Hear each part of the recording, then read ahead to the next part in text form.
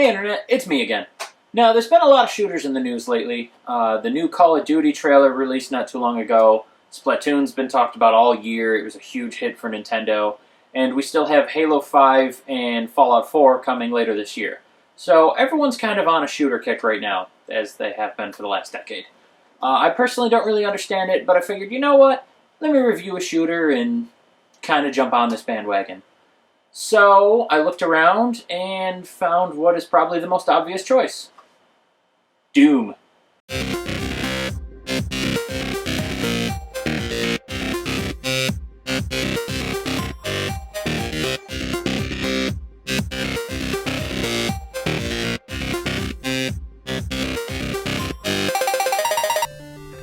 Oh look! A sword. Now, talking about how awesome Doom itself is kind of silly.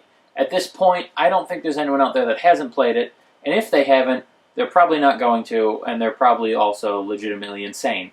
However, a lot of you may not have played it on the Super Nintendo, so I am going to focus on this instance of Doom in particular, and what makes it different, and some say better, than a lot of the other console ports, or even the PC original.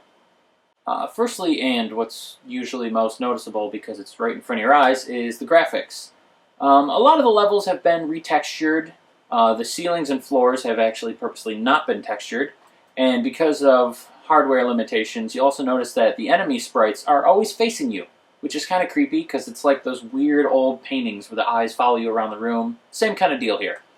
Also due to hardware limitations, and partially because of Nintendo being Nintendo, anything that uses particle effects like blood, as well as smoke or bullets, were removed from the game. Also, speaking of blood and Nintendo being Nintendo, they did remove the torture victims and a lot of like the sacrificial bodies and stuff from the game. You will still occasionally see a Doom Marine corpse, but it's different. It's the Gibbs. It's not just the regular Doom Marine.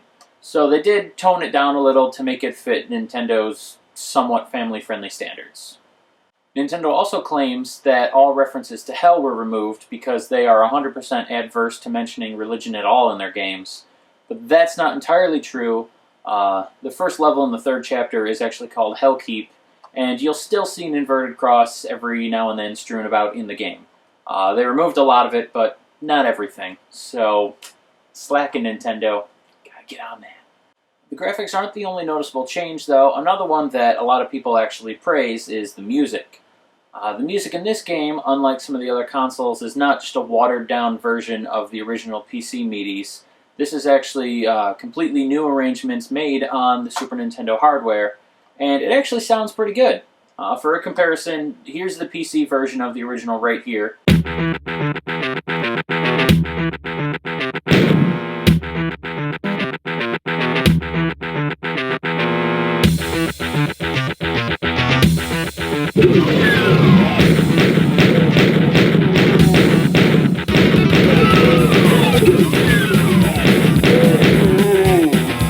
And here is the Nintendo's rendition of the same song.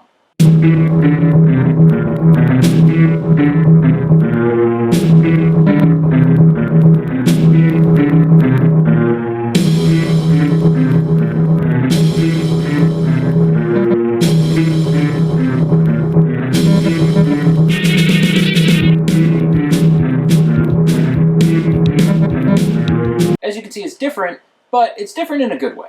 Another thing you may notice when you play this game is that some of the weapons actually changed, and for, maybe not the better, but for the easier. One of the most notable ones is the shotgun. It doesn't have the spread 7-shot range effect anymore. It shoots more like just a slug, kind of like a hunting rifle would. So now, you can shoot at a faraway distance and still do massive damage, and it doesn't depreciate the further away from the enemy you get. But that's not the only weapon that changed. The railgun is now capable of single shots, and actually both the rocket launcher and plasma gun have gotten significantly stronger in this game, some of them killing enemies almost twice as quickly as they would have otherwise. You do want to be careful with those two, however, because now in this game the physics have changed just a tiny bit. When you're running and you shoot those weapons, you can now run into your own projectiles. So, try not to do that. Kind of ill-advised.